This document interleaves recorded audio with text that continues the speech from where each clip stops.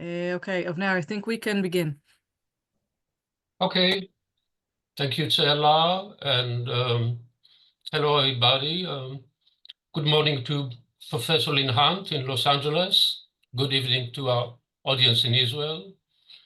I'm Avner Ben-Amos from Tel Aviv University. I'm honored and delighted to chair the third and final lectures in the series of Menahem Stern Jerusalem lectures entitled The Origins of Authoritarianism, What the Rise of Napoleon Bonaparte Tells Us About the Fundamental Problems of Modernity.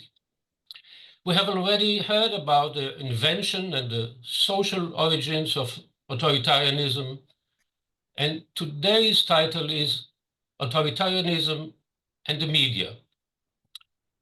But before giving the floor or the screen to Professor Hunt, I would like to say something personal, because I had the good fortune to be Lynn's student way back in the late 1970s.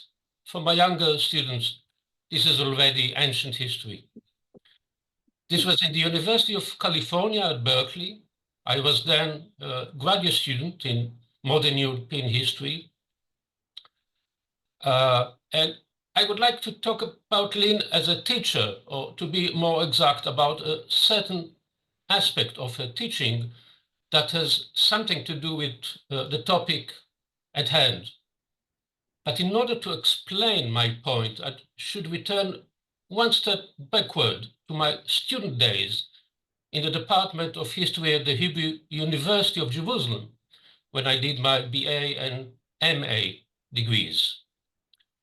I had excellent teachers like Jacob Talmon, Joshua Arieli, Joshua Praver, but they had all been born and raised in Europe, and probably as a result of their education, their style of teaching was, well, I wouldn't say authoritarian, but authoritative. There was a certain unbridgeable distance between them and us, the students, and we always felt like small children facing the adults in the room. Coming to Berkeley, and especially studying with Lynn, was a big change. The best way to explain this change is by referring to what is perhaps Lynn's most adventurous book, The Family Romance of the French Revolution. In that book, she combines psychoanalysis, anthropology, literary criticism, gender studies, and art history in order to decipher the political culture of the French Revolution with the help of the model of family relations. To simplify a very complex argument, according to her, the passage from the old monarchical regime to the revolutionary era was also a passage from a patriarchal regime in which the king played the role of the good and all-powerful father to a brotherly era governed by notions of fraternity. So instead of vertical hierarchy, we got horizontal solidarity. And this is how I felt in Lynn's classes. Now, to be sure, she was the teacher, a marvelous guide, and we the students, but we were all in it together, taking a critical look at our intellectual masters, probing under the surface of things, looking for new answers. And at times, she would even not hesitate to share with us her doubts concerning her own conclusions. These were exciting and also perplexing times to be a historian. The linguistic turn, the contact with anthropology, the impact of French theory, and it felt as though we were in the same boat, side by side, trying to navigate the stormy seas. And if I may hazard a guess, I think that this is what made the French Revolution so appealing for Lynn as an object of study. It was a time when people were challenging authority, toppling down sacred statues, and thinking that everything was possible. That is, until Napoleon Bonaparte came along. Okay, and now the screen is yours, Lynn. Thank you. Well, thank you for that, Avner. And needless to say, I still remember very clearly those days and your participation in them and all the wonderful things that you went on to do after that. So thank you so much for that. Okay, let me jump right in. Authoritarians thrive on publicity and fear the media. The first is necessary to convey a sense of legitimacy and especially popular support. The fear follows logically. If legitimacy depends on constant reenactment of support, then the occasions for undermining that support are many and various, and newspaper reporting on resistance makes the opposition all the more effective. Bonaparte's media blitz began long before his ascent to power in 1799. The explosion in the number of newspapers that appeared in the 1790s, as many as 500 in Paris, half of which lasted at least a month, and that time period gives you a sense of how fast things were changing, provided a new form for news from the front, and the general quickly learned to make the most of it, of this explosion of newspapers. Writing bulletins to the directory during the Italian campaign that were patriotic, energetic, and always stressing the positive, even during retreats. Most of these dispatches appeared immediately in the newspapers of the day, but that wasn't enough.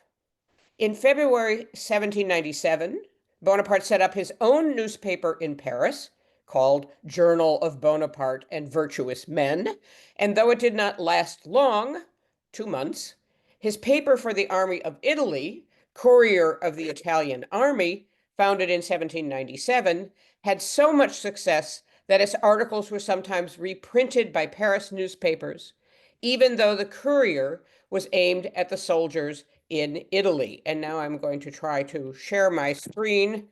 Okay.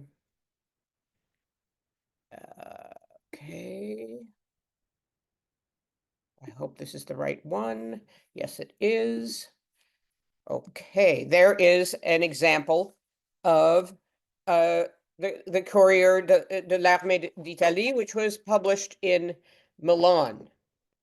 In all, Bonaparte set up or controlled 6 newspapers, of which Courier from Egypt had less impact outside of Egypt because Nelson's smashing of the French fleet at Aboukir Bay in early August 1798 cut the army in Egypt off from most news elsewhere. Bonaparte even oversaw the publication of what was called La Décade Égyptienne, the official publication of the Egyptian Institute, established by the scientists Bonaparte brought with him on the Egyptian campaign. Bonaparte was vice president of the Egyptian Institute, and he considered the activities of it and the Institute in France essential to his reputation as a modernizing reformer. The Décade in the title was the 10th day of the 10-day week of the revolutionary calendar. In short, no other general came anywhere close to Bonaparte in exploiting the potential of the press that was now recognized as critical to the formation of public opinion. Even news of the disaster at Aboukir Bay did little to dull Bonaparte's luster, in part because he emphasized his continuing victories on land, and in part because his successes there contrasted so favorably with the negative turn of fortune for the French armies in Europe. By then, moreover, Bonaparte's name was everywhere, thanks to his astounding victories in Italy. The police reports included mention of some dissension of opinion about the general, but on December 1st, 1796, for example, they insisted that, quote, the true friends of the government do not read without enthusiasm the account of the brilliant successes of the army of Italy. The reading of newspapers is only interrupted by the praise of the talents of the chief general of this army.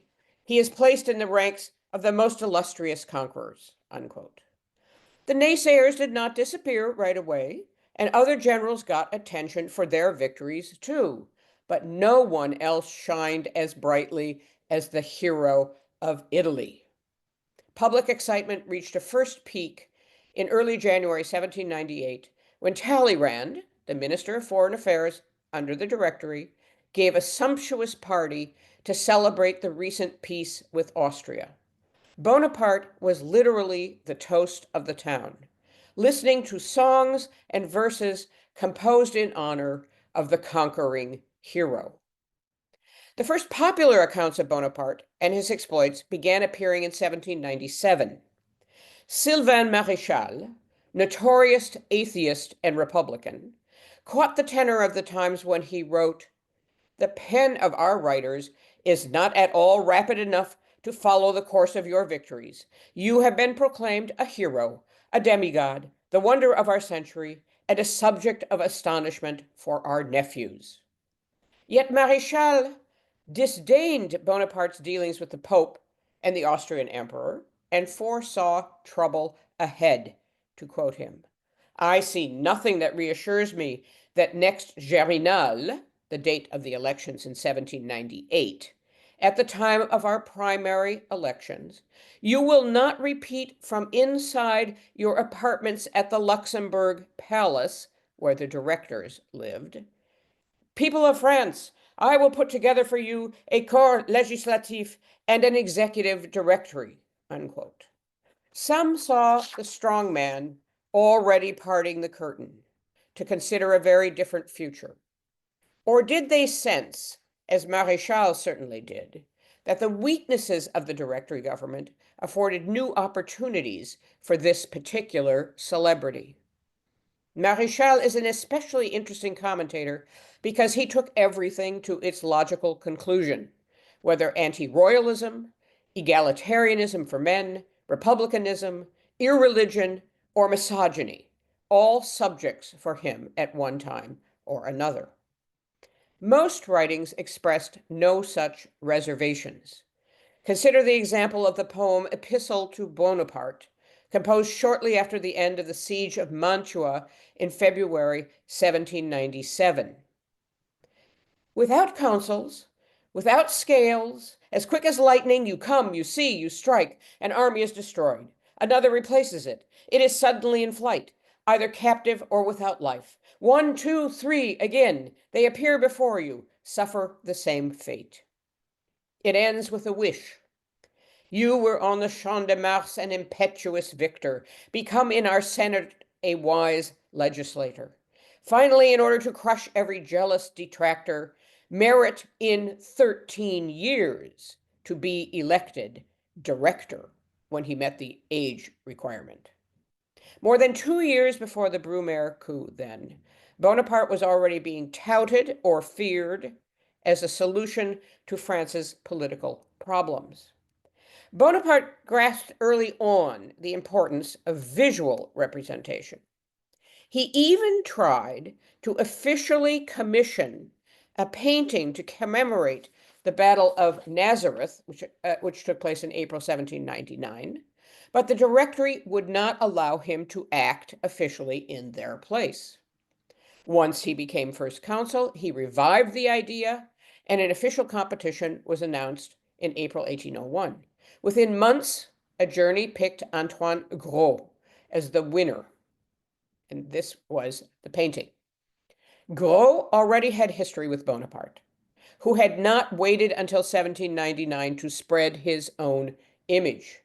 Gros managed to get a meeting with Josephine when she was in Genoa in November 1796 on her way to join Napoleon. And Gros went with her to Milan, where he painted Bonaparte at the bridge of Arcole. The battle took place in mid-November 1796, and the portrait was finished in February 1797. The sketch I showed in the last lecture was a preliminary study for it. Bonaparte did not, in fact, succeed in taking that bridge by direct assault, but Gros' image shaped many of the subsequent renditions of the general in action. This, despite the fact that it was not displayed publicly until the Salon of 1801, but Bonaparte immediately paid to have the portrait engraved so that it could be more widely distributed. It was engraved by an Italian engraver in Milan in 1798. In fact, etchings and engravings of Bonaparte proliferated. As you can see, the second half of that slide shows an engraving of Bonaparte from 1797, almost always without his having to initiate them. His dispatches had stimulated market demand for written accounts and visual representations.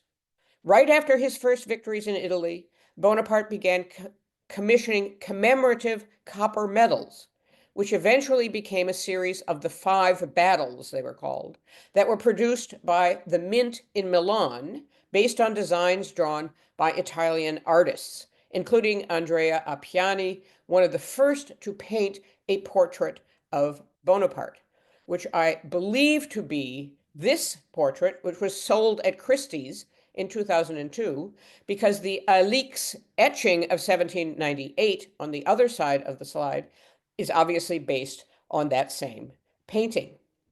These medals, this is a slide of one of the taking of the bridge at Lodi, were supposed to commemorate the exploits of the army of Italy, but each one had Bonaparte, commander-in-chief, incised along the rim.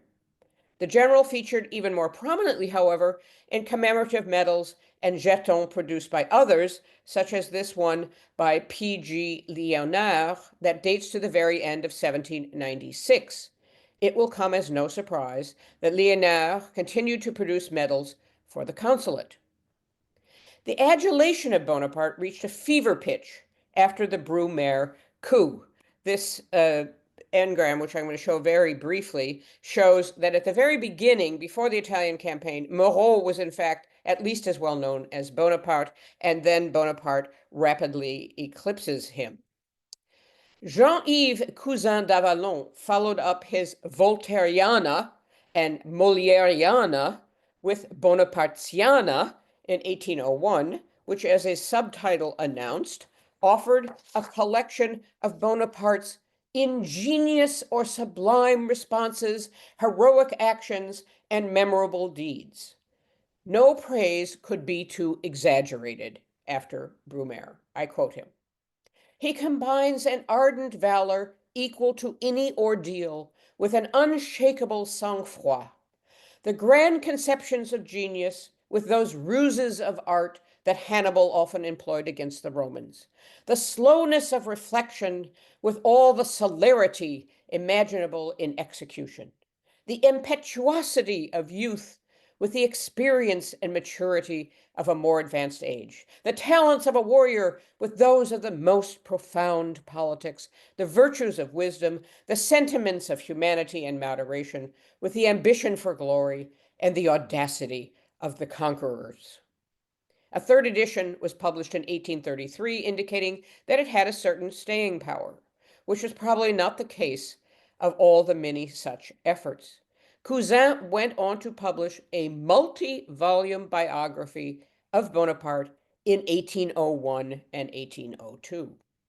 Once in power, Bonaparte was able to take his mastery of visual propaganda in new directions, still aiming to shape rather than respond to public opinion.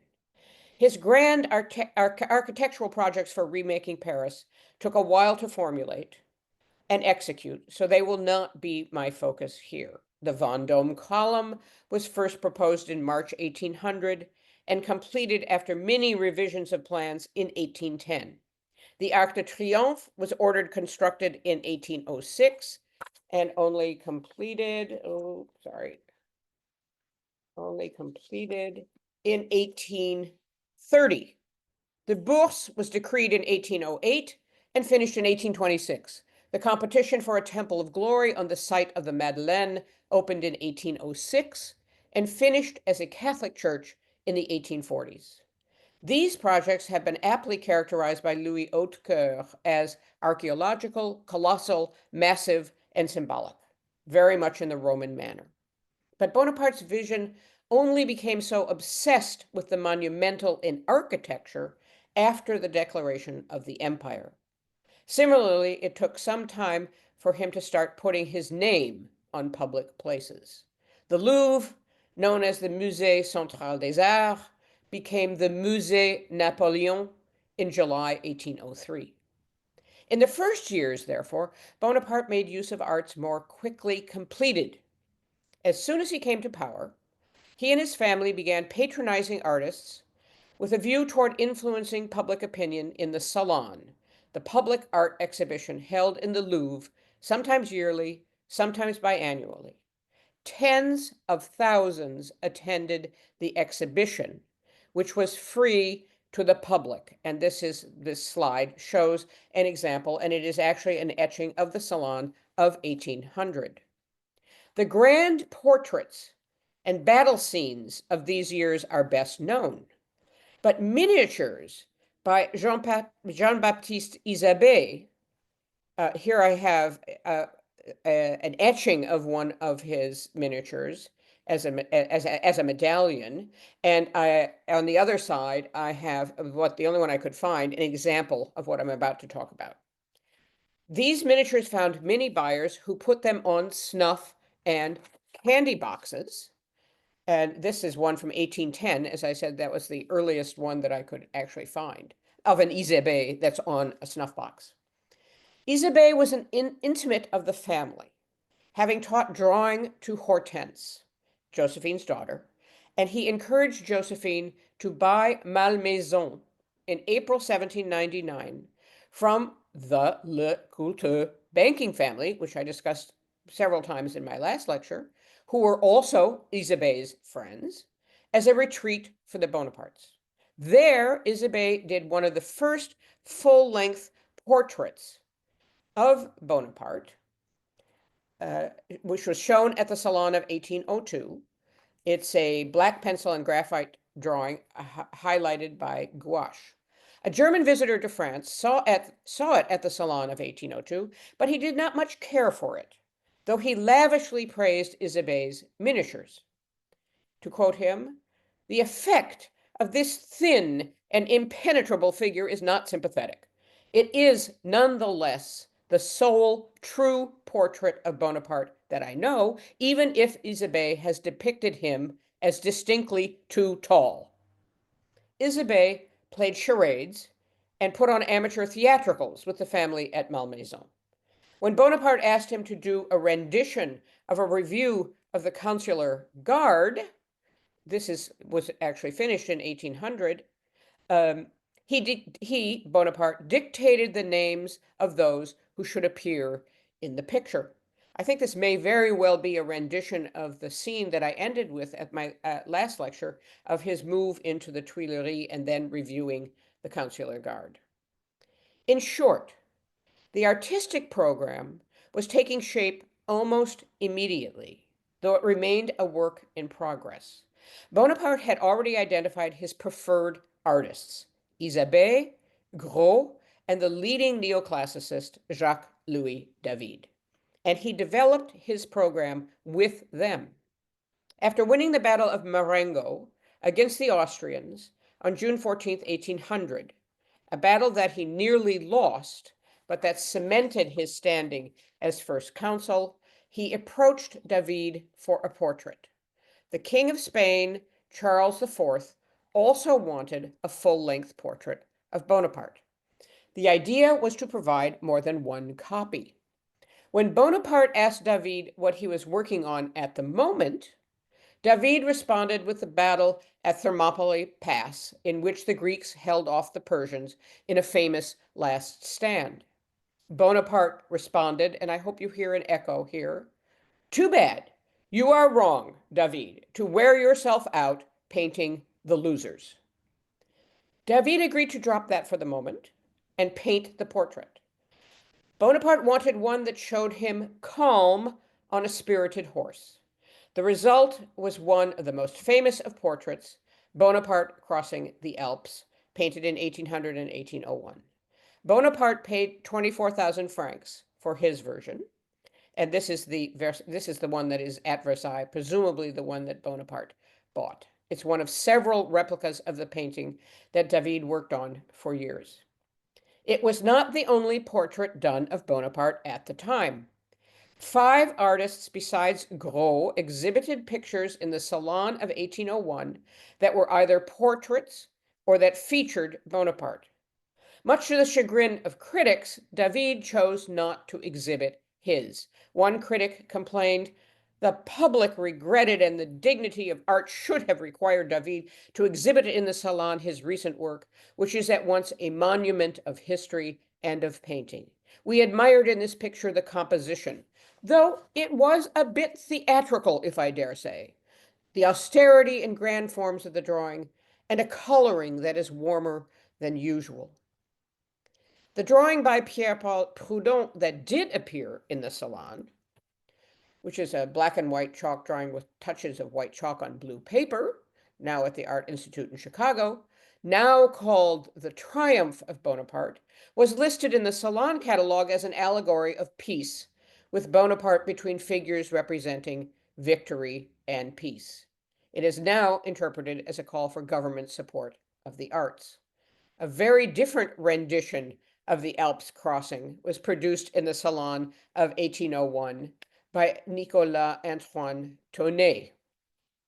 Bonaparte's most grandiose plans for painting proved difficult to materialize, at least on the scale that he and Lucien envisioned.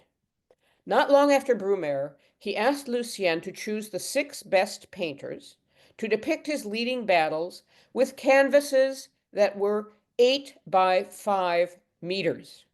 By comparison, the David painting was 2.6 by 2.3 meters, and Gros' Nazareth painting is just over 1 by 2 meters.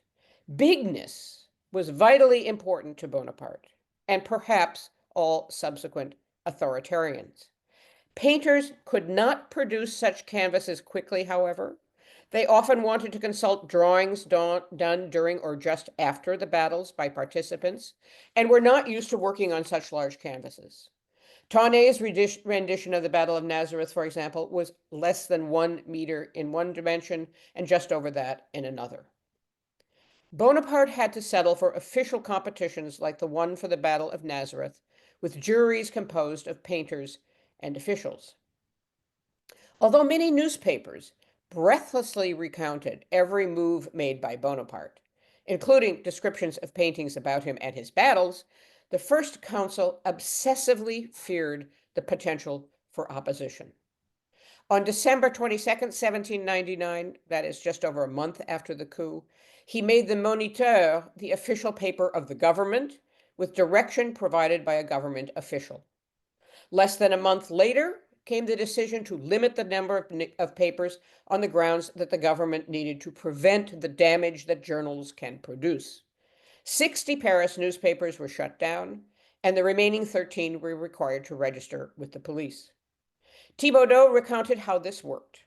Bonaparte himself wrote or dictated many of the political and diplomatic articles that appeared in the Moniteur.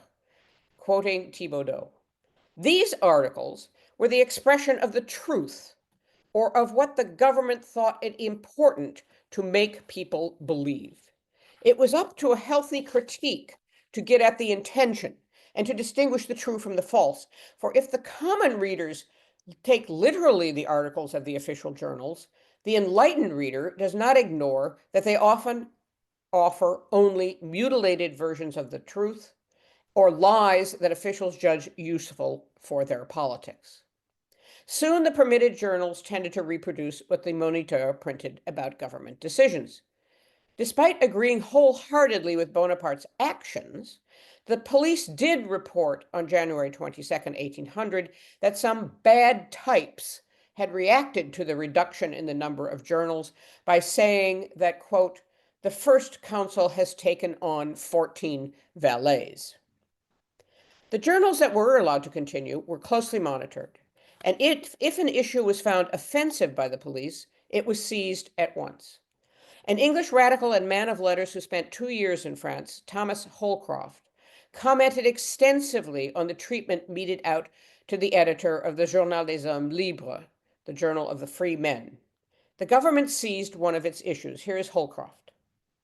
It may be supposed that it contained none of the base flatteries with which other journals were filled, and this was its perdition. At certain epochs, it is not enough that governors are not criticized.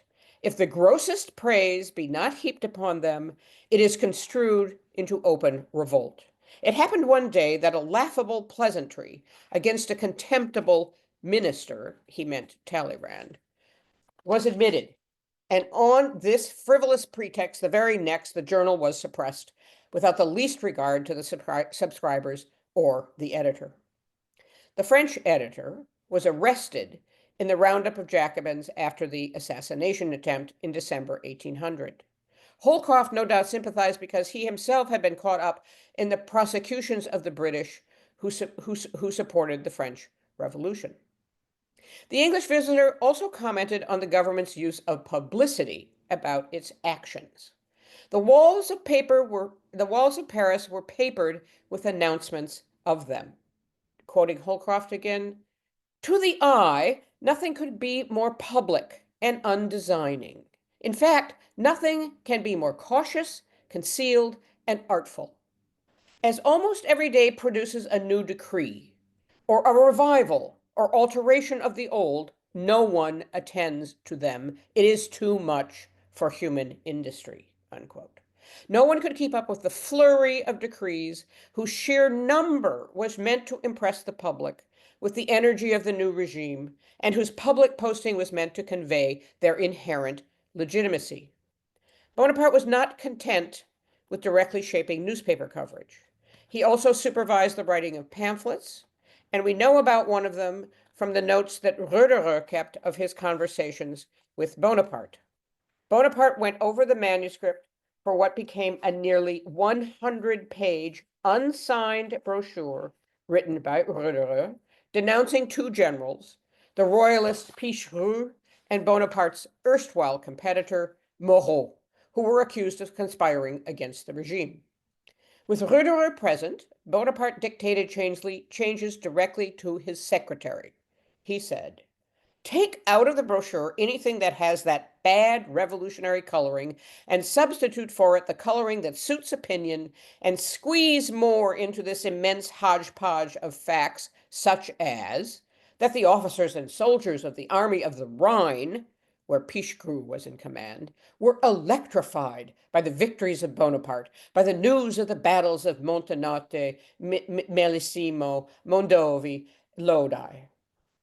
Newspapers and political pamphlets were not the only cause for concern. The police closely monitored the theaters. Less than 2 months after the coup, an agent of the Paris police wrote to Desmarais, the head of Fouché's secret police, denouncing a line in a play at the Vaudeville Theater, which had not been in the original script. When one is unhappy, it is permitted to lose your way in returning to happiness. The line does not exactly scream subversion in our hearing. The police went on to say, if the government allows these kinds of insertions, the agent argued, the minor dramatic authors will soon be preaching the overthrow of the Republican government. Only 3 days after the Brumaire coup, the police had already begun worrying about the theaters. On that day, though, they were happy. It's in the theaters, the places where opinion can least be dissimulated, that we saw explode in all its force the public's contentment with recent changes, end quote. But just to be sure, the next day, Fouché authorized the Paris police to demand that all new plays about present circumstances be submitted to inspection before performance. Hence the report to the head of the secret police denouncing the insertion of a line not previously approved. The monitoring of the theaters was no small task. In 1802, for example, 181 new plays were published. Bonaparte himself loved the theater and especially the opera. He was on his way to a performance of Handel when the attempted assassination of December 1800 took place. On April 5th, 1800, the government ordered Lucien Bonaparte as Minister of the Interior to supervise the vetting of every new play. No plays in Paris or the provinces were allowed without this permission. Those in charge of censorship were especially alert to subtle references, as we have seen. In May 1801, the police prefect of Paris wrote to all the theater heads to remind them that nothing extraneous to the approved plays could be read or chanted, and that if anything of the sort was heard, the theater in question would be closed immediately. This was still not enough, because in 1802, the same prefect issued a lengthy order that included forbidding the sale of any publication other than plays inside the theaters and prohibiting any circulation in the corridors during plays. Every theater had police commissioners assigned to it. Bonaparte allowed the opera ball to go forward on the grounds that while people were talking about that, they would not be talking politics. Quoting him, "That's what I need. Let them amuse themselves, dance, but not stick their noses into the councils of government." End quote. But from February 1800, the Paris police banned masked balls and any appearance in public in a mask or disguise.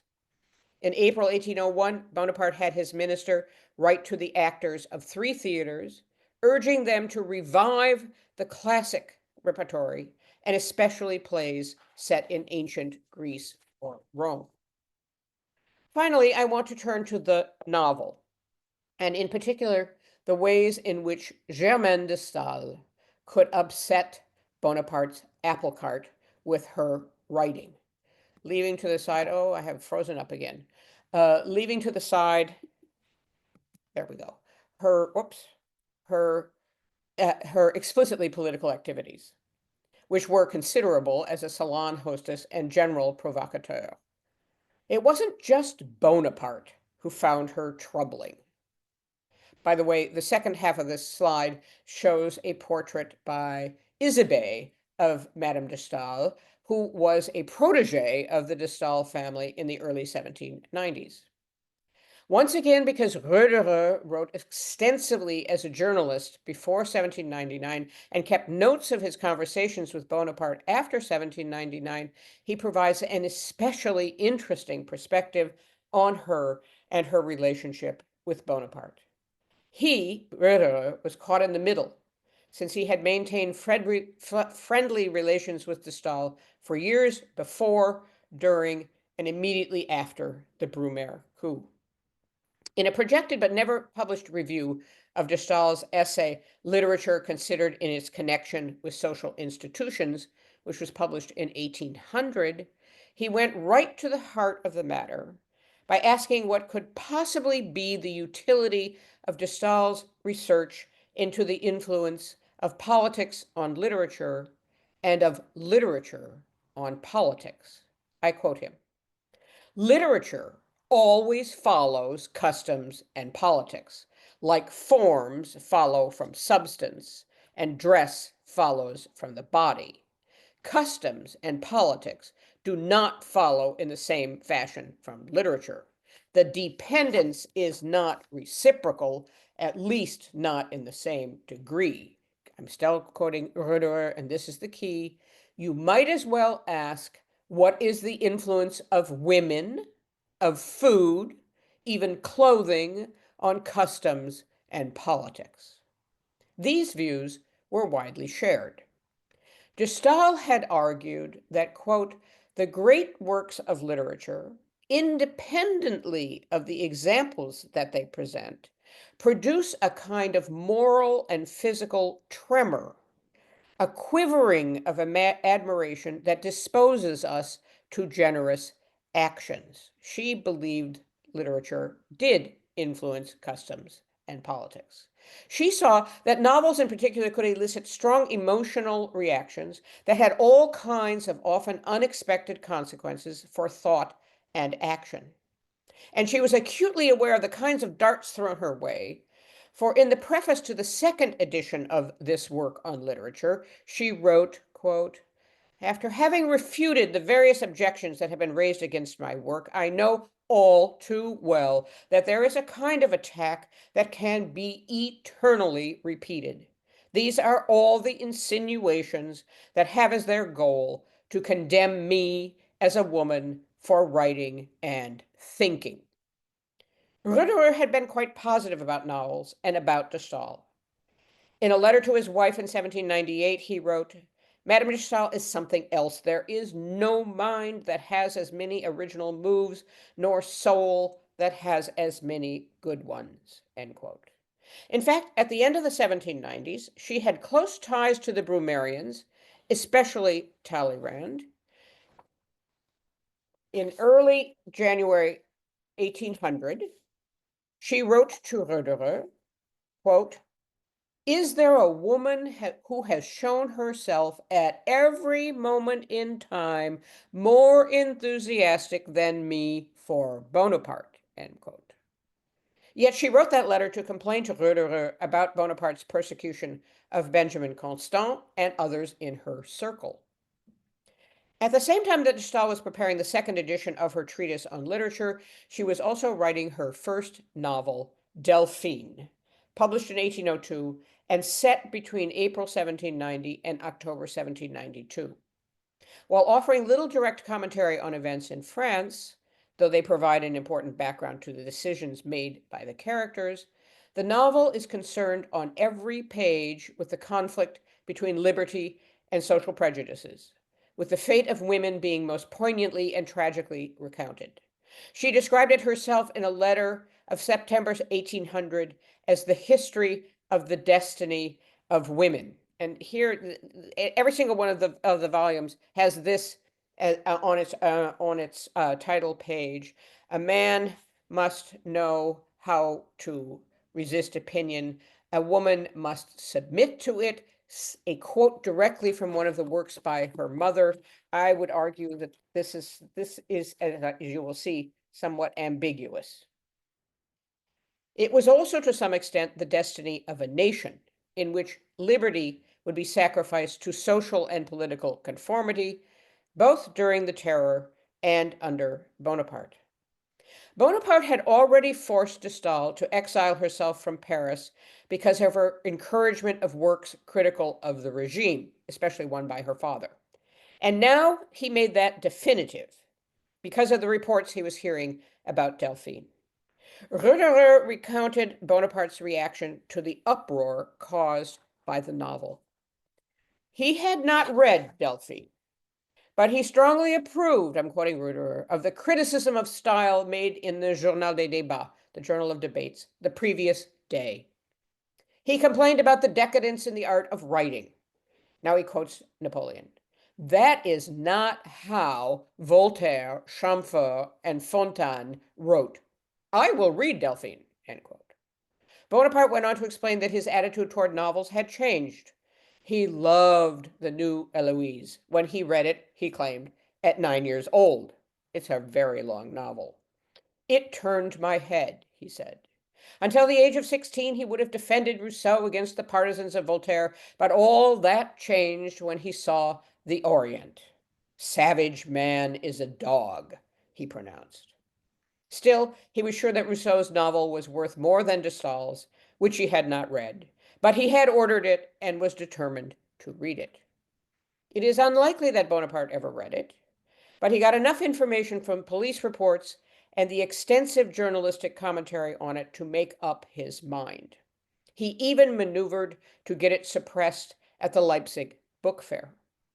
The defense of liberty, the acceptance of divorce, the praise of Protestantism, the criticism of Catholicism at the time when Bonaparte was seeking to reconcile with the Catholic Church, not to mention the dedication of the book in the preface to, quote, "silent but enlightened France," were all deeply irritating, if not infuriating, to him, especially since de Staël, though originally enthusiastic about Bonaparte and still then closely linked with his brother Joseph, did not hesitate to encourage criticism of the regime. And above all else, she was a woman who exercised her free choice in life, love, literature, and politics, and brought them to bear in the novel. The novel is not easygoing for readers today. The Gallimard edition of 2017 is more than 1,000 pages long. It was originally published in 6 volumes in duodecimo, which is about the size of a livre de poche, of a small paperback book, we would say 5 by 7 inches, and it cost 10 francs. The format of the epistolary novel was on its way out after the heyday of the 18th century, but de Staël chose it because it allowed her to foreground the evolving differences between the two lovers, the widow Delphine d'Albémar, who is a model of republican virtue, and the aristocratic Léonce de Mondoville, half French, half Spanish, who suffers from the defects of his Spanish aristocratic background. He is impulsive, self-centered, passionate, and obsessed with honor. Delphine, in contrast, is always looking for opportunities of helping her friends and acquaintances, even if her actions have negative effects on her social reputation and eventually even her life. A famous scene in the middle of the novel captures the spirit that exasperated many, especially male readers. Sophie de Vernon writes to Delphine to explain her unpardonable duplicity in ensuring that her daughter marries Léonce rather than Delphine, with whom he is in love, even though Delphine has proved to be one of her most constant friends, in fact, her most constant friend, and Sophie's own daughter had almost nothing in common with her mother. Sophie was ruined, by her own account, by a careless education from a guardian who considered young girls to be toys and young women interesting only for their looks. Ridiculed whenever she tried to express an opinion, she learned to dissimulate. Without any money of her own, she was forced to marry an older man she found repugnant. Quoting her, "I firmly believed that the fate of women condemned them to falseness. I was confirmed in the idea, conceived already in childhood, that I was by my sex and the little fortune I possessed, an unhappy slave to whom all the ruses were permitted with her tyrant." Unquote. In short, de Staël did not hesitate to criticize the customs of her time, especially as they concerned women, and she did so again and again in Delphine. Here is what the Journal des Débats had to say on December 26, 1802, in the same month of the novel's publication.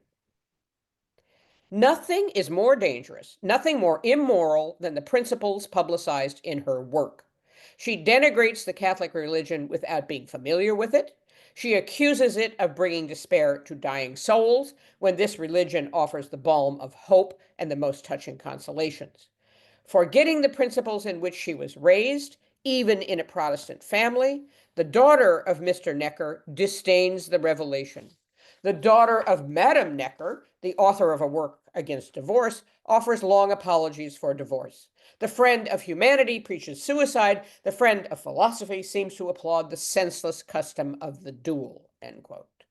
For the critics, almost everything had to be denounced, including the style which reflected back on the person. Quoting the same review, "The pretension to write what is called burning pages, page brûlante, has impelled her to write delirious and frenetic pages." But compared to some, this would seem almost mild in contrast. The review a few days later in the Mercure was even more vitriolic. The reviewer, the journalist Joseph Fieffé, who was known to be working secretly for Bonaparte as of October 1802, the reviewer lampooned the style as, quote, "resembling for the most part a translation from the German into French. After denouncing each of her characterizations, he concluded that she nonetheless did better than she thought. She revealed the secret of the three characters born out of the philosophy of the 18th century, meaning the Enlightenment. The first, which is composed of egotism and exaltation, presumably Léonce. The second, of tittle-tattle and moral and political pretensions, presumably Delphine. The third, of inanities and instruction, a reference to Mr. Lebonset, a Protestant. Every page of the review erupted with insults. Quoting again, she, meaning Delphine the character, presumably, but probably also de Staël, speaks of love like a bacchante, of God like a Quaker, of death like a grenadier, and of morals like a sophist. Not a bit of freshness in her thoughts, no youth in her sentiments, nothing natural in her speech. Everything is exaltation or dissertation, unquote. The novel had its defenders, to be sure, though they were fewer in number than her critics, and German and English translations appeared almost immediately. Even those came in for some ridicule, as the police noted, no doubt to satisfy Bonaparte. The official Moniteur said that the German translation would have been easy since it was half in German already, and when the English translation was announced a few days later, the same paper concluded, quote, that it wasn't yesterday that the English showed themselves partial to melancholy and suicides, end quote. Yet among the 144 new novels in French published in 1802, censorship of novels did not begin until a few years later, it, along with Chateaubriand's René, was the most memorable and influential. The same German visitor to Paris who commented on Isabey's portrait of Bonaparte had this to say. For the last 8 days, no one is reading or commenting on anything other than Delphine, the novel by Madame de Staël that has just appeared. The gazettes are full of it, or rather, it is the personality of Madame de Staël that keeps them busy, for I do not believe that many of the noisy critics have taken pains to read the 6 volumes of the book. The previous writings of Madame de Staël, her life, her projects and aborted hopes, her projects and hopes for the future, her partisans and her detractors, everything is examined, discussed with intensity, and incredible passion and malice, not only in the papers, but in social gatherings, and in a multitude, and this is very interesting, of secretly circulating writings. The author then goes on for several pages discussing the various articles about the novel. It was no doubt this celebrity of the woman and the novel that really upset Bonaparte. De Staël's irrepressible propensity for challenging readers can be best appreciated by contrasting what she has to say about women in Delphine and with the medical orthodoxy of her day. The preeminent medical man of the early 1800s was Pierre Cabanis, the same Cabanis cited as approving of the Brumaire coup in my first lecture.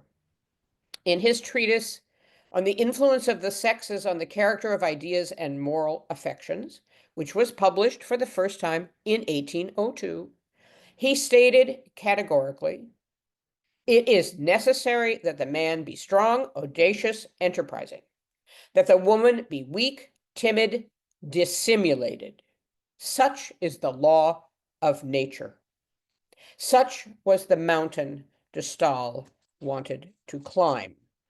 As this very brief overview shows, Bonaparte needed the media to make the continuing case of his celebrity, his winning ways on the battlefield, and his ability to maintain order at home and even promote prosperity. But because he needed them, especially newspapers, but also paintings, prints, medals, plays, and books, he also distrusted them and did everything he could in step-by-step fashion to rein them in, to suppress where necessary, and to arrest or exile those who crossed too many lines for his liking. What is striking is how relatively easy it was to muzzle opinion and to train it in the directions desired. For every de Staël who would not give up on her right to criticize, there was a David, the painter of Marat as pious revolutionary icon and fervent designer for Robespierre of the Festival of the Supreme Being of 1794, who became the painter of the dashing hero of Italy and later of the emperor at the supreme moment of crowning his wife. It was so easy to find collaborators, especially when money, land, and honors were on offer. It is time now to very briefly offer some preliminary conclusions. First, authoritarianism in its modern form was invented by Bonaparte. Neither he nor his collaborators had a clear plan in mind, but he found that he could innovate in the space left between divine right monarchy and representative or republican government, because his collaborators had no other viable options to offer. Second, democratic forms of government, yes, I know they usually aren't democratic, are difficult to sustain because people have trouble believing in leadership from people more or less like them. Democratic government suffers from the same problem as equality more generally. Equality is not the default position, hierarchy is. Authoritarianism, therefore, mixes equality and inequality, and the illusory, or at least fragile, evidence of popular support, pseudo-elections, plebiscites, with strict governance from above. Third, authoritarianism is not the same thing as dictatorship, though it tends ineluctably in that direction, because power is the only true goal. Ideology is unimportant or deliberately inconsistent, and though expertise matters, it matters less than loyalty to the leader. Although authoritarianism does not require an organized movement, this is my fourth point, or consistent ideology, because it is positioned between monarchy and democracy, but fundamentally against democracy, it almost inevitably embraces patriarchalism in government, work, and the family to justify not being democratic. Authoritarianism, therefore, embraces conservatism in moral values, even while proclaiming its modernity and innovation. Women may be mobilized to defend authoritarian governments. There were female critics of de Staël, but they are never mobilized on the basis of individual rights. Fifth, since loyalty to the leader is always in question, cronyism, nepotism, and corruption are necessary corollaries, as is an enhanced police apparatus. Sixth, authoritarians rely on the media and are often innovators in its use, but they also distrust the media and do everything they can to control it, whether by influence or funding from government, censorship, suppression, or the arrest or exile of artists, writers, and journalists. These efforts at control show that resistance remains possible, whether sarcastic comments on the street, refusal to vote yes, criticism from the feeble political institutions that remain, seemingly anodyne lines in a play, or novelistic plots that foreground the desire for liberty. Finally, in the end, which I have not been able to address in these lectures, authoritarianism undoes itself. In the case of Bonaparte, the end is well known. He was never able to establish a dynastic form of government. Few authoritarians can. And when he lost at battle, his celebrity came crashing down upon him. His charisma evaporated. The cronies who brought him to power ushered him out. Yet his charisma and celebrity lived on, perhaps especially after his death. So I end with Victor Hugo, who, like so many, felt torn, from his poem, The Two Islands of July 1825. Shame, hate, misfortune, vengeance, curses soar. On him let heaven and earth together pour. Now see we dashed the vast Colossus low. May he forever rue, alive and dead, all tears he caused mankind to shed, and all the blood he caused to flow. Glory's true image here we trace. First, like a prism bright and fair, then like an expiatory glass, its purple hues like blood appear. Now raised on high, now shattered low, his life a twofold form doth show. Thank you. Thank you so much.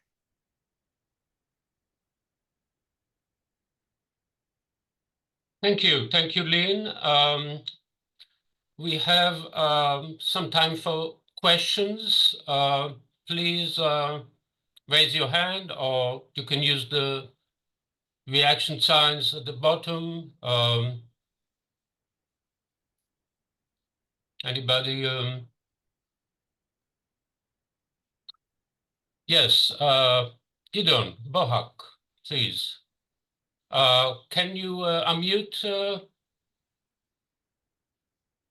Gidon? Just one moment, we'll unmute him. Okay. Go ahead, Gideon. Okay, I think now you can hear me. Yes. First of all, I wanted to say thank you very much. This was a very interesting series of 3 lectures. I have a small question about today's lecture and a larger question about all 3 of them. The small one is about the comparison with Hannibal. This was explicitly mentioned by one of the people you cited, and I assume it might even be implied by David's picture of, crossing the Alps, because the last one who did it was Hannibal 2000 years earlier. And I wonder, of course, we know how Hannibal ended, and are these people already hinting that, Bonaparte is, beating all his enemies, but eventually they will beat him just like the Romans did to Hannibal. So is there something already at this early stage of people foretelling or assuming that this is how the story will end? So this is the small question. The much larger question, and this is less about today's talk, but about the two first talks, is about the whole issue of, and this is a methodological question. I'm an ancient historian by training, and I always worry about the problem of anachronism. That is about reading the past in light of the present. And this is something, again, today didn't come up, but in the previous 2 lectures, Trump kept coming up again and again, and the comparisons were really either implicit or explicitly made with Trump, with Orban, with Netanyahu, with others. And I wonder how you feel about the dangers of anachronism. That is about the danger of us reading the past in light of what we see, in the news media or whatever on Facebook today. And I know you've written in the past against presentism and other, ills in the historical. So I would like to hear your thoughts about this issue. Well, these are 2 absolutely fantastic questions. I'm sure I can't do justice to either one of them. The Hannibal point is a really interesting point that I really have to look into that. I had not, frankly, that it had not occurred to me, but you are absolutely right that it's interesting. It's interesting that of course, he's very upset when a book is published that says he's not going to be Caesar. Not that he wants to be Caesar, but he's upset. He's upset about the whole comparison thing, as I mentioned before, that he was upset about even comparing him with Cromwell, Caesar. He was so upset about Necker's book about him having to become a dictator, and that's why he exiled de Stalin in the first instance. So this is really interesting. But I need to look into this more about what he wants to. There's a way. So what I'm sensing is that he really doesn't want comparison between him and other figures. It actually sort of fits perfectly with your anachronism question, because he in a sense wants to, I don't think he's self-conscious about this, but he instinctively wants to claim that he's doing something that doesn't fit into any particular category. Or rather, it fits into different categories, and he doesn't want to be stuck with one in particular. So, I mean, if you jump ahead to the coronation, is kind of this bizarre combination of, he crowns himself with a Roman laurel. He crowns Josephine with a kind of more standard monarchical tiara. There's a lot of medieval pageantry in it. I mean, he wants to be, it's coinciding with Charlemagne, exactly the date. So, and in it, you know, he goes out of his way. I mean, Austerlitz is fought on the same date for the same, you know, he's obsessed with the comparisons, but doesn't want to get stuck with one in particular. Maybe Charlemagne would be the one that was closest. So that's a really interesting point about Hannibal. And I really have to, I have to look into this more. This is a super interesting point because there is a way in which you're quite right. It sort of suggests, you can do this, but what's going to happen later? Really good point. On the question of anachronism, of course, you know, when I wrote about presentism, I did say that it's perfect. Obviously, one's going to look at things because of one's interest in the present, but one has to be careful not to just read those onto what one is looking at. So now, obviously, I chose to look at authoritarianism for reasons that have to do with the present, but frankly, I really didn't know very much about the subject at all as a general subject. And what struck me most, actually, I don't think there are some parallels with what's going on now, but there are obviously also some very important differences. One of them, at least one of them, is in the case of the United States, with Bonaparte, there's the war. The war issue is a super big issue about how that relates to authoritarianism. But what did strike me was that we have not paid enough attention to how difficult democracy is as a form.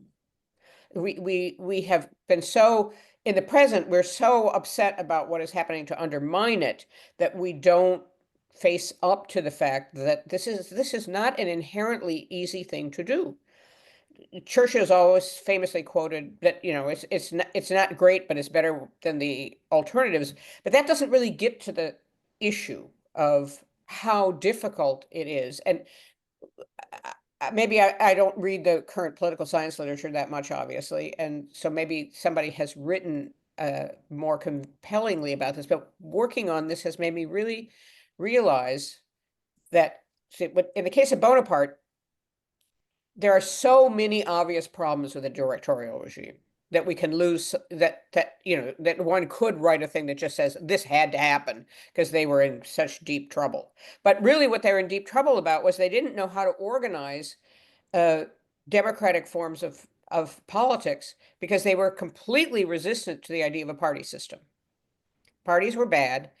They were beginning to be formed, but that's a big issue for them. And I have written about this previously, that one of the weaknesses in the revolution is they can't figure out how to manage this process. And so, you know, I don't, that's not an anachronistic point. And this is something that that I'm really now very interested in, is that we're so eager to say that democracy is obvious, or it's what everyone is tending towards.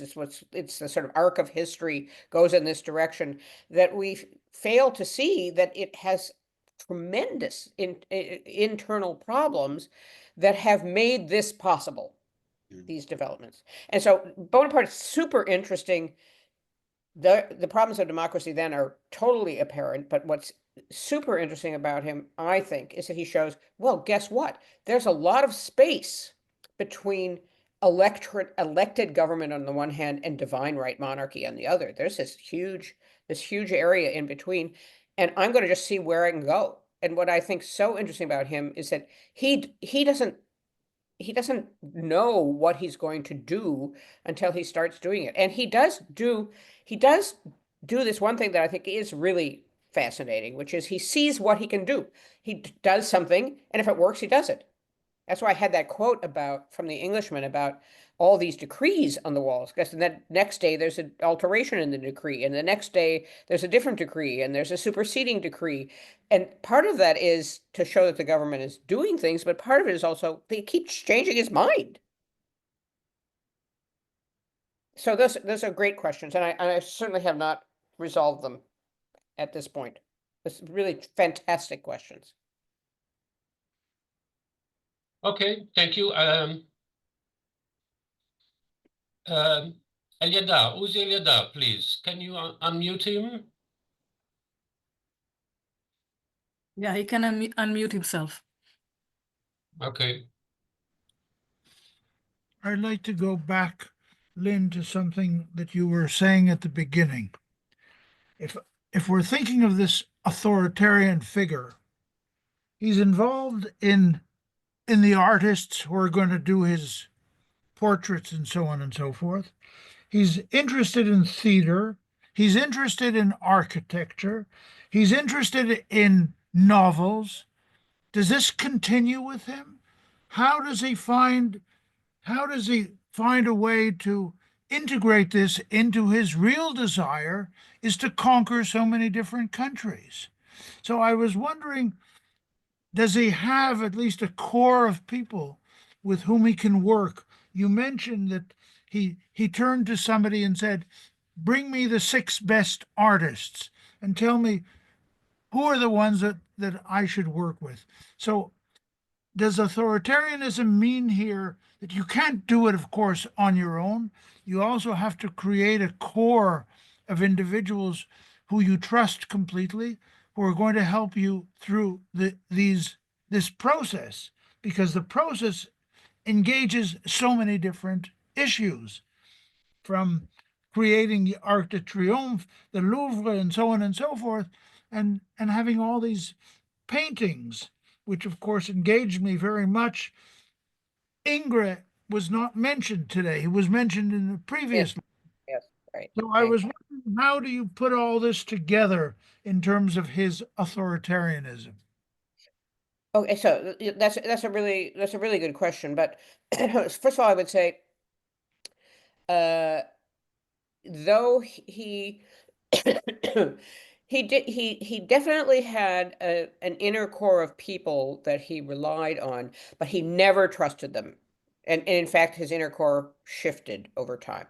He never trusted them, and for reasons, for good reason. So he had a huge falling out with Lucienne when Lucienne wouldn't marry the person that he thought he should marry.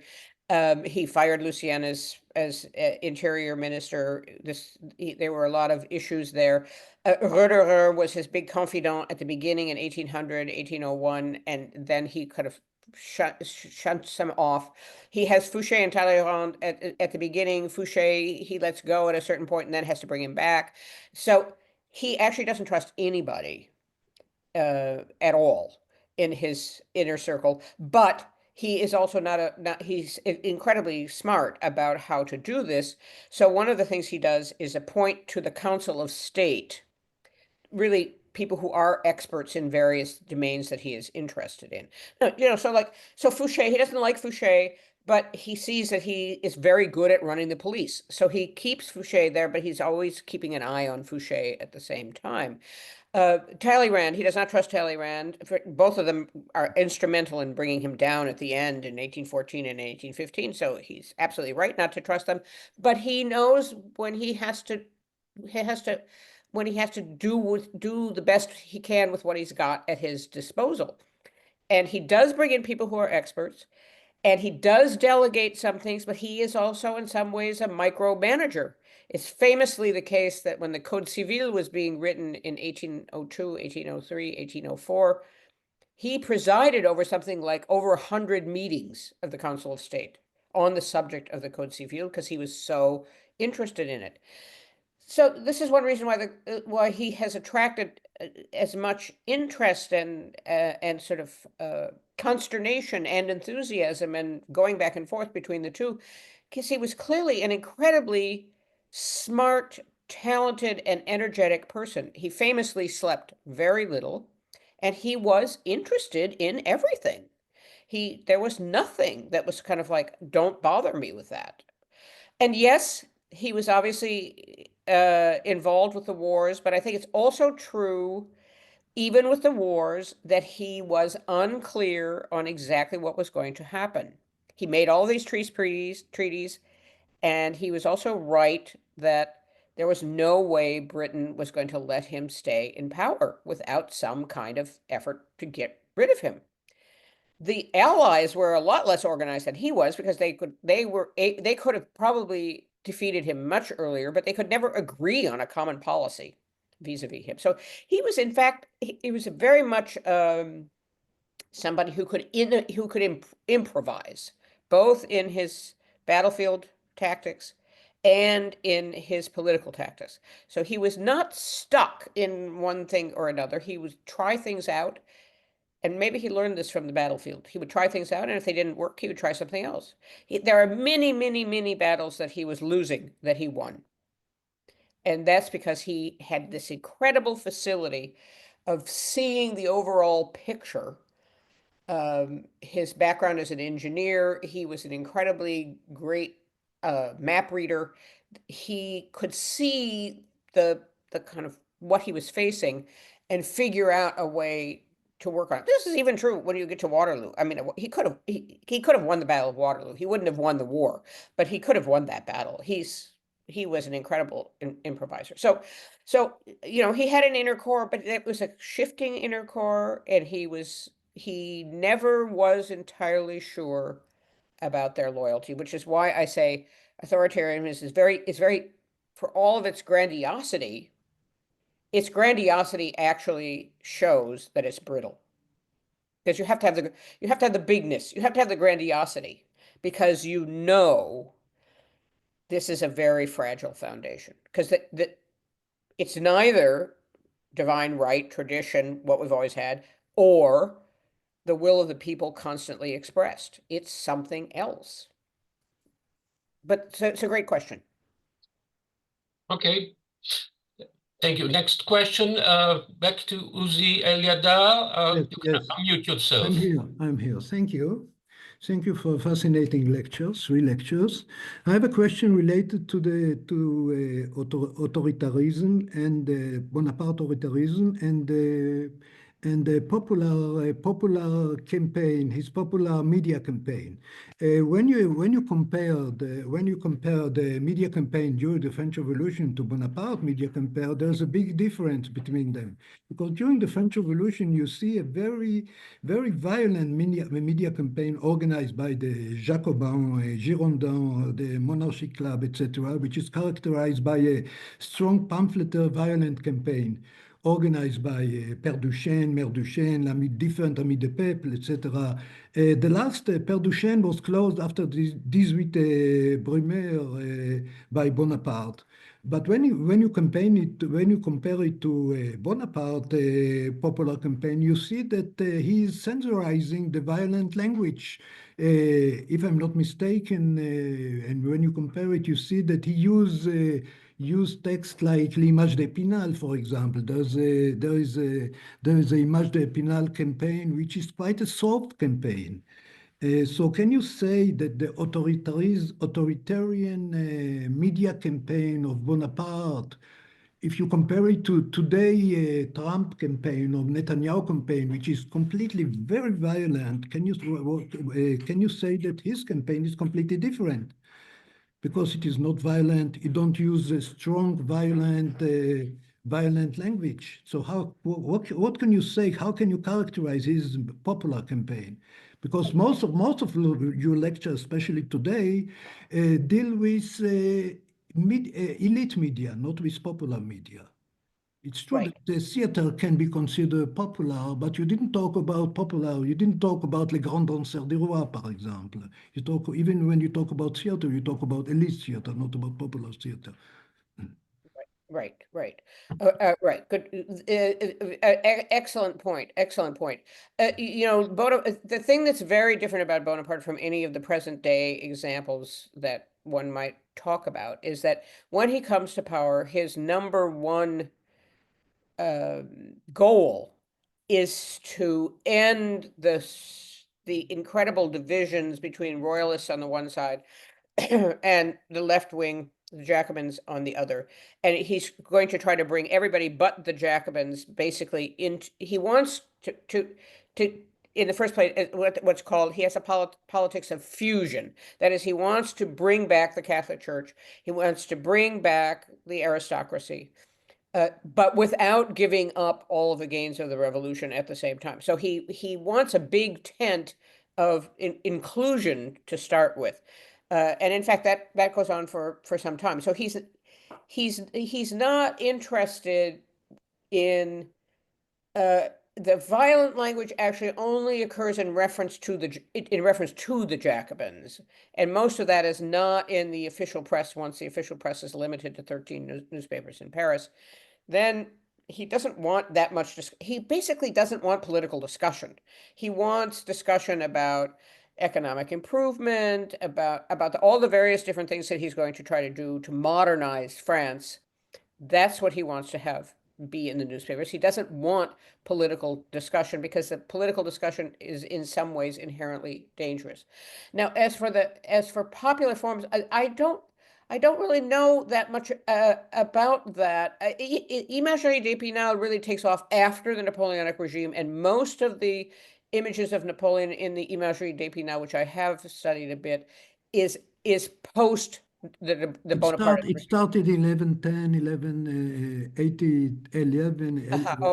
Okay, right. So at this period, there's not much of the popular stuff. What becomes really important is, of course, under the Restoration, images of Bonaparte become very important as a form of resistance to the Restoration regime. I don't know of images of the revolutionary regime being used as resistant to Bonaparte, but this may just be ignorance on my part. That's something I need to look at. I don't recall seeing anything, for example, in Aulard's police reports on the use of the color red, or on Phrygian bonnets, or the things that were most associated with the revolutionary regime as being sort of brought up as resistance. Because I don't think there's that much resistance in the early years of the Bonapartist regime. There's, like I said, sarcastic commentary, but there's not, as far as I know, there's not an underground press in the same way. But clearly, because one of the things I mentioned in the de Stael thing refers to secretly circulating writings.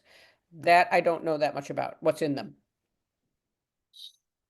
Okay, thank you. I'll take the privilege of the last question, and I would like to take you beyond Napoleon, to talk about a little bit about the impact of Napoleon on French politics and French history. And maybe we can look at it as a kind of a pendulum phenomena, because we have, for example, Napoleon III as another Napoleonic figure, and then the Third Republic, which takes the other course because of the fear of the strong man. So there you have a strong parliamentary regime, and then which goes until 1940, and then you have again Vichy and Pétain as authoritarian regime, and the pendulum goes back to the Fourth Republic with a strong parliamentary regime. And then de Gaulle comes back, 58. I wouldn't say authoritarian, but a strong executive. So there's sort of back and forth, and an apprehension of this strong figure on the horse. So could you say something about the longue durée of the impact of Napoleon on French politics? Right. Well, I think it's not just that it's the longue durée of Bonapartism in politics, which is certainly true. But I want to push it back onto what I was talking about just a little bit earlier. We also have to see it as again the difficulties of stabilizing democratic forms of rule, because the fact is the Third Republic was notoriously weak and the Fourth Republic was notoriously weak, which is why de Gaulle was able to come in and basically have a coup and set up the Fifth Republic. And it also has to do with, so what strikes me in addition to this is that the French now, in certainly in my lifetime, the French never like the president, except when de Gaulle was first there. It doesn't matter if it's Sarkozy or Macron or Hollande. There's a kind of dislike of the president, while at the same time expecting the state to have to be l'état providence. That is, the state's going to take care of you. So I think there's a real issue with seeing in democratic forms of government in being able to trust people who don't seem that much better than you as people. So then you don't like them. And then you think that they're really not good. So, there was enormous negative writing about the Third Republic and the Fourth Republic. And the second, of course, the Second Republic was very short, and the First Republic, we know about it. So I would say it's not just this kind of tendency towards the strong executive figure, but it goes along with the alternation is with supposedly democratic forms of government that have very great difficulty in setting themselves up as sort of models of what one would want to have.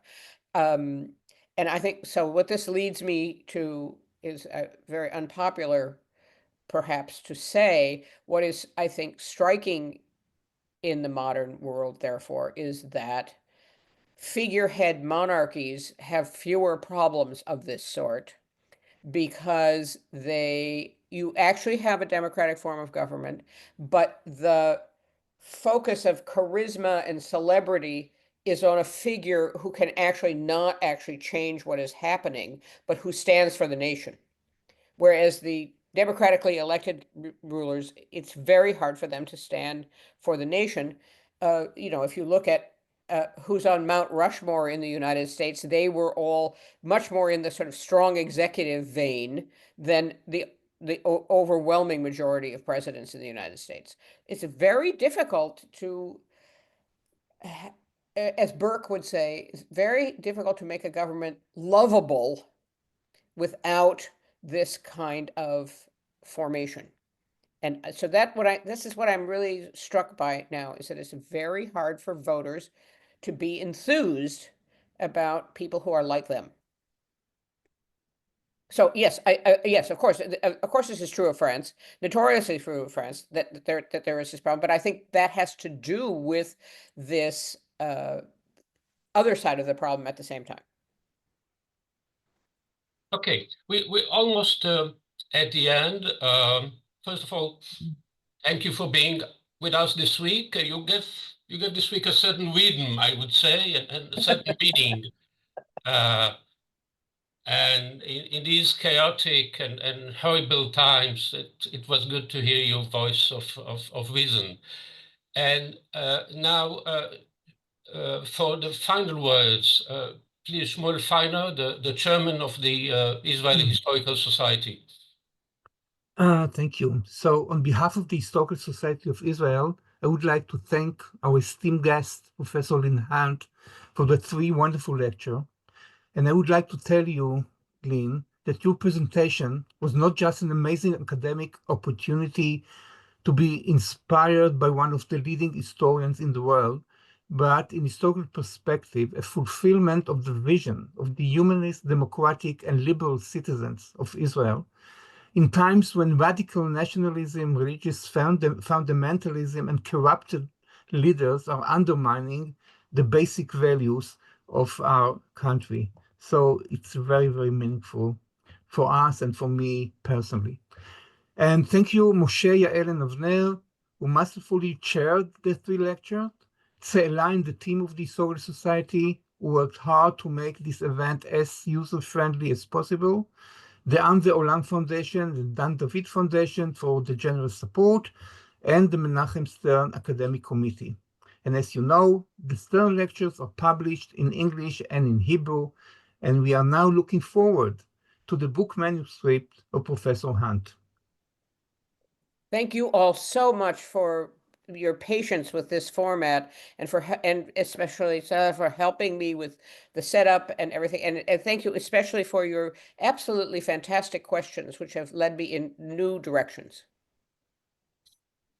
Okay, thank you all. Thank you, Lynn. Thank you for the questions, answers, the audience. Good night, everybody. Okay, thank you so much. Thank you.